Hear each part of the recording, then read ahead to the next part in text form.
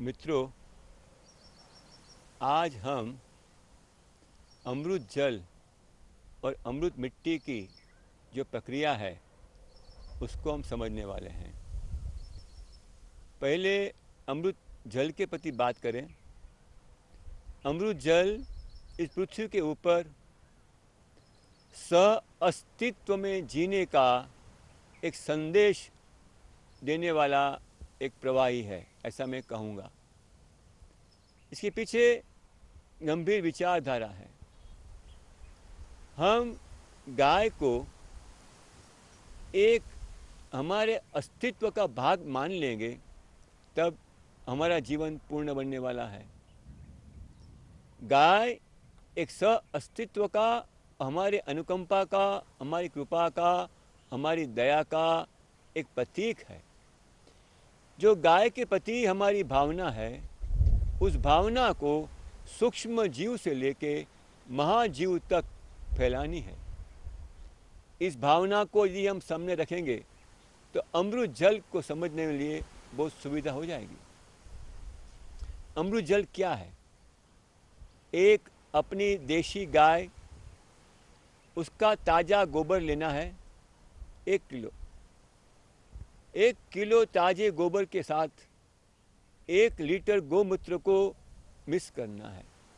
ऐसा मिश्रण करना है अपने हाथों से जिसमें सूक्ष्म जीवों को भी हम पपाड़ रहे हैं, उसको वेदना न हो, दुख न हो, आराम से, सहजता से 1 लीटर गोमूत्र में उसे मिक्स कर दें।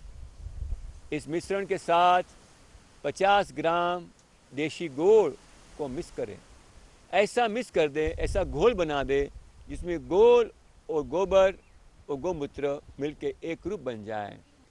ऐसे द्रावण को, ऐसे मिश्रण को हम 10 लीटर पानी के अंदर डाल देंगे। इस मिश्रण को हमें ढांक के रखना है। इस मिश्रण को 12 दफ़ा सीधी दिशा में, जिसको हम क्लॉकवाइज कहेंगे, घड़ी की दिशा में 12 दफ़ा एंटी क्लॉकवाइज, घड़ी की उल्टी दिशा में घुमाना है।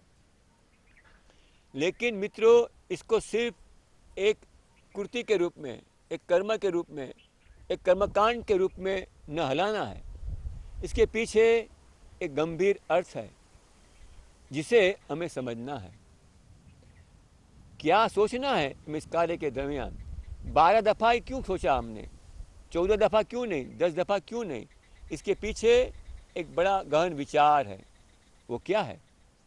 हमारे सूक्ष्म जीव हमारे लिए पूरे 12 घंटे दिन भर श्रम बिना कुछ थके हुए श्रमदान कर रहे हैं। हमारे लिए पूरे 12 घंटा क्रियाशील रहते हैं। दिन भर 12 घंटे काम करने के लिए हम 12 दफ़ा उसकी शुक्रिया अदा करते हैं।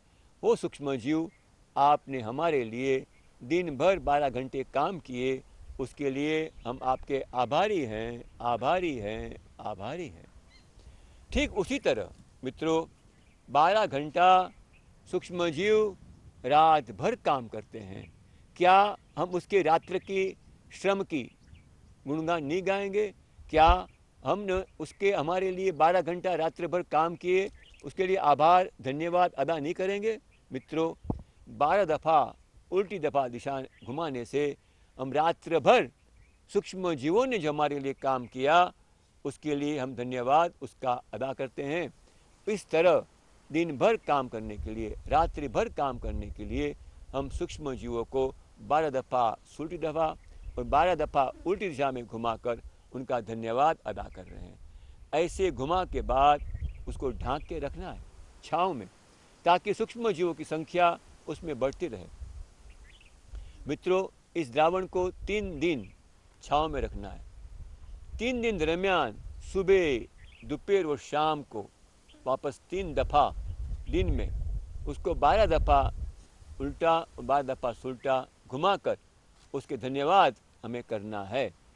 3 दिन करने के पश्चात चौथे दिन उसमें अंदर सूक्ष्म जीवों की संख्या एक विशेष स्तर पर पहुंच जाती है, वो महत्तम होती है चौथे दिन। उसी दिन 100 लीटर और पानी उसमें मिश्रण करके जो मिश्रण बनेगा उस मिश्रण का नाम है अमृत जल। ये अमृत जल क्यों कहा? इसमें इतने सूक्ष्म जीव है जिसकी कोई संख्या नहीं बन जाती, उसका कोई माप नहीं बन जाता। उसके लिए कुछ कहा जाता है कि 1 ग्राम जो ताज़ा गोबर है गाय का, उसमें 33 करोड़ सूक्ष्म जीव हैं। ये 33 करोड़ सूक्ष्म जीव चौथे दिन 17 बिंदी और लग जाएं, 17 गुने बढ़ जाते हैं चौथे दिन में। तो ये सूक्ष्म जीव की संख्या इतनी बढ़ जाती है जो हमारे ज़मीन को सजीव करने के लिए, हमारे खेत के जैव भार को खाद में रूपांतर करने के लिए, हमारे वृक्षों के आसपास जो तंतु मूल है उसको बढ़ाने के लिए ये सूक्ष्म जीव काम करते हैं। इतना ही नहीं, ये सूक्ष्म जीव हमारे पौधों का प्रतिकार शक्ति भी बढ़ाती है। तो पौधों की प्रतिकार शक्ति इस सूक्ष्म जीवों के कारण बढ़ती है। प्रतिकार शक्ति बढ़ने से उसको प्रत्येक रोग के सामने रक्षण करने के लिए क्षमता बढ़ती है, ताकि कोई कीड़ा उसको उपद्रव न कर पाए। ऐसी सूक्ष्म जीवों की संख्या बढ़ाते हुए हम पौधों की आत्मरक्षा की शक्ति बढ़ाते हैं। ऐसे सूक्ष्म जीवों की संख्या बढ़ाने वाले अमृत जल को हम चौथे दिन उपयोग कर सकते हैं। उसका उपयोग हम अमृत मिट्टी में बना सकते हैं, हमारे पौधों को दे सकते हैं। अमृत जल का उपयोग कैसे करेंगे उसके बारे में सूक्ष्म में समझ लें। जो पौधा है आपका, उसकी जो घटा बड़ी है, उस घटा के अनुपान में वो उसको हम जो जल देते हैं, उसी अनुपान में हमें प्रत्येक वृक्ष को प्रति स्क्वायर फुट 1 लीटर 10 दिन में देने की शुरुआत कर सकते हैं। तो 15 दिन में पहली दफ़ा जब सूक्ष्म अमृत जल देंगे तो 1 लीटर प्रति स्क्वायर फुट देना है। फिर दूसरे साल हर महीने में 1 दफ़ा देनी है। तीसरी दफ़ा तीसरे साल में हर 3 महीने में देना है। चौथे साल में सिर्फ हमें छठे 1 साल में 2 ही दिन देना है, 2 दफ़ा देना है। 5वें साल में 1 ही दफ़ा देनी है। जब आप पौधा लगाते हैं या बीज लगाते हैं उसी समय देना है, फिर नहीं देना है। मित्रों, हम यहाँ पे उस पृथ्वी के ऊपर सत्य चित आनंद स्वरूप के रूप में आनंद करने आए हैं, मजूरी करने नहीं आए हैं। एक दफ़ा हमारी भूमि के ऊपर सूक्ष्म जीवों की संख्या बढ़ जाएंगी, तब हमें वापस उसको इस तरह से सूक्ष्म जीव देने की आवश्यकता नहीं रहेगी। मित्रों, सूक्ष्म जीव की संख्या बढ़ जाएंगी तो अपने आप फिर बढ़ती रहेंगी। हम सिर्फ सत्य चित आनंद की अवस्था में रह सकेंगे। ये अमृत जल का सबसे बड़ा उपयोग है। दूसरा उपयोग है पौधों की प्रतिकार शक्ति बढ़ाना। तीसरा सबसे उपयोग जो मुझे लग रहा है किसानों के लिए, उसके पोषक जड़ें जो हैं, जिसको हम फीडर रूट्स कहते हैं, जिससे पौधा अन्न का साठा ज़मीन से पाता है, ऐसे पोषक जड़ों को बढ़ाने का काम ये अमृत जल कर रहा है। उससे आगे जो हमारे सूक्ष्म जीव हैं, वो हमारे जो बायोमास जो हैं, जैव भार जो हैं, हमारे फसल लेने के बाद जो बचता है, उनको कंपोस्ट करने के लिए, खाद बनाने के लिए, रिकम्पोजिंग करने के लिए, अमृत मिट्टी बनाने के लिए इसका महत्तम उपयोग हो रहा है। तो ये अमृत जल को हम बनाकर पौधों की शक्ति को बढ़ाते हैं। दूसरी बात, ये अमृत जल आप चौथे दिन उपयोग कर लोगे तो उसका महत्तम उपयोग होगा। 3-4 दिन रखने के बाद जितना दिन बढ़ता जाएगा उतना सूक्ष्म जीवों की संख्या कम होती जाएगी, लेकिन शून्य कभी नहीं होगी। इसीलिए उसका महत्तम उपयोग चौथे दिन कर ले। बाकी दिन 3-4 दिन लग जाएं तो भी आप इसका इस्तेमाल कर सकते हैं, लेकिन याद रखें उस समय उसके सूक्ष्म जीवों की संख्या कम होती जाएगी। मित्रों, ये अमृत जल को अपने खेत में हम जितना दे पाएँ, समझ के साथ, विचार के साथ, चिंतन मनन के साथ, तो उसका उपयोग और अच्छा गहराई से हो पाएगा। एक बात और मैं कह दूं, इसको अमृत पानी मत कहें, इसको अमृत जल कहें। जब अमृत जल कहते हैं मित्रों, तो पंचमहाभूतों का एक तत्व बन जाता है। पंचभूतों का एक तत्व बनने से वो आपके विचार का वाहक बनता है।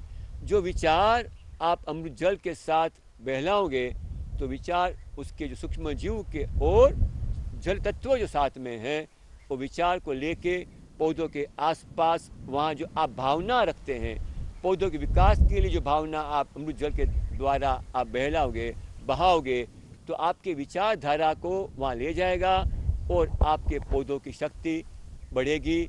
आपने जो सोचा है, आपने जो विचार किया है, आपने जो मैनिफेस्ट करने के लिए आपने जो सपना सोचा है, आपने जो थिंकिंग किया है, जो सोचा है, वो साकार रूप में लाने के लिए अमृत जल काफ़ी काम करेगा। तो आप अमृत जल कहें, अमृत जल का उपयोग आपके विचारधारा को वृक्षों तक, उसकी जलों तक ले जाने का एक उत्तम माध्यम है। अमृत जल तैयार करने की सामग्री: एक बर्तन, 1 लीटर गोमूत्र, 1 किलो ताज़ा गोबर, 50 ग्राम गुड़, 10 लीटर पानी। अमृत जल तैयार करने की विधि: सबसे पहले किसी बर्तन में गुड़ लेकर उसे अपने हाथों से अच्छी तरह बारीक कर लें।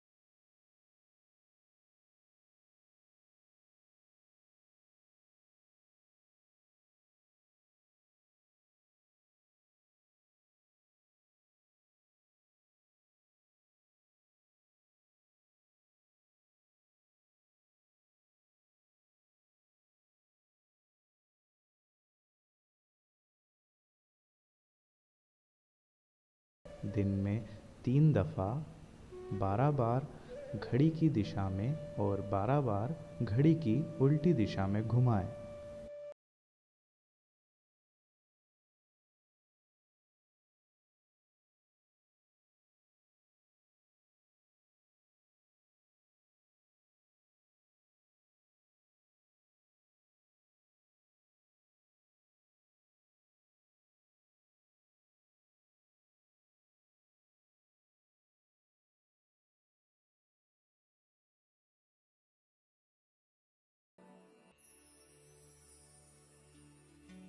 घोल बनने के 72 घंटे बाद इसे 100 लीटर पानी में मिलाएं।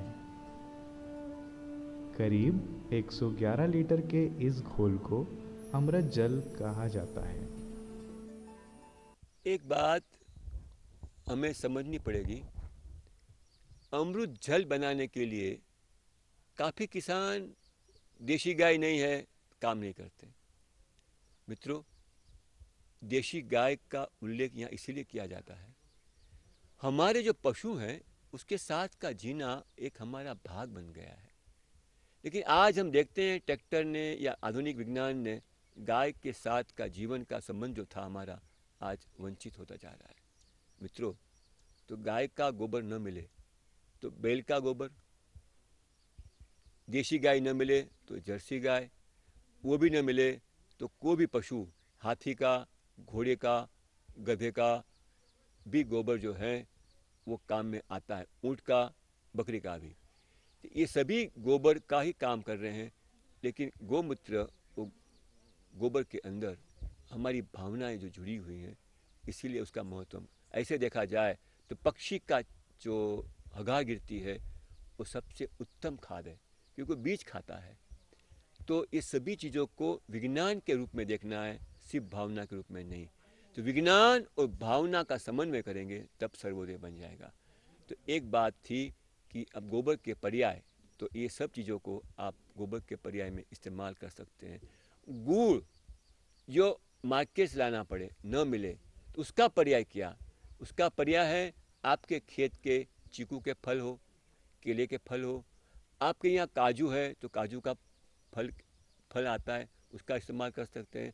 फणस के कणस फलों का भी उपयोग कर सकते हैं आप। जो चीज़ पकने के बाद खटाश में रूपांतर होती है, जो ज़्यादा पिक जाते हैं, केला ज़्यादा पिक गया आदमी नहीं खा पाता, लेकिन सूक्ष्म जीव के लिए तो मिठाई बन जाती है उसके लिए। तो केला, पके हुए चीकू, अमरूद के फल, जामुन के पल्प को, और इसके आपके फणस के कड़ियाँ, काजू, ये सभी, और चीज़ नहीं मिले तो गन्ने का रस भी 2-3 दिन फर्मेंट करके आप इस्तेमाल कर सकते हैं। तो ये सभी चीज़ें गुड़ के पर्याय के रूप में आप इस्तेमाल कर सकते हैं, लेकिन समय क्वांटिटी जो है वो आपके अनुभव के आसपास, आपके फलों के प्रक्रिया के पद्धति और क्वांटिटी के हिसाब से आप तय कर लें। इसमें कोई ज़्यादा हो गया तो नुकसान नहीं है, आप डाल सकते हो। उद्देश्य इस ये है कि फर्मेंटेशन होना है। ज़्यादा हो गया तो सूक्ष्म जीव और खाना खाएंगे, कोई तकलीफ नहीं पड़ेगी। तो मित्रों, गुड़ के बदले में ये और गाय के गोबर के बदले में आप इतने अलग प्रकार के गोबर का उपयोग